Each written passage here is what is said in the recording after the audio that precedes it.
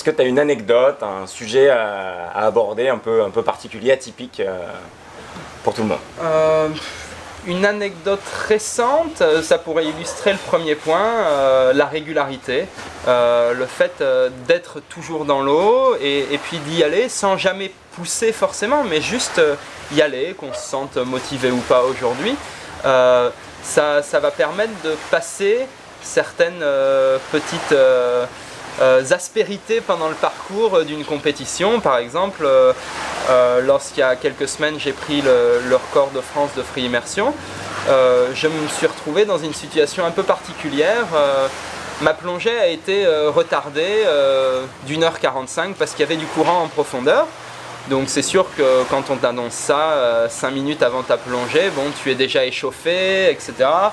Et puis, mais bon, on passe outre. Et puis le problème c'est que peut-être dans le stress ou la précipitation, du coup j'en ai déchiré ma combinaison une demi-heure avant mon temps officiel de passage.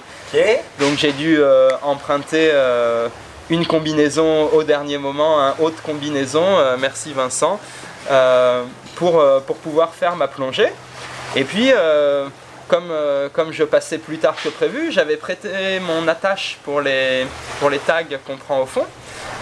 Et du coup, arrivé à 105 mètres au fond, au moment de prendre le tag, rien pour coller le tag. Du coup, j'ai gardé le tag dans la main, en immersion libre, toute la remontée, et ce qui n'était pas forcément évident.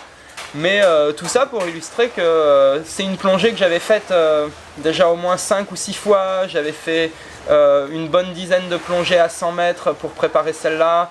J'avais fait aussi des agachons profonds pour vraiment préparer cette plongée. Et du coup, finalement, quoi qu'il arrive, c'est quelque chose qu'on fait quand on est vraiment prêt.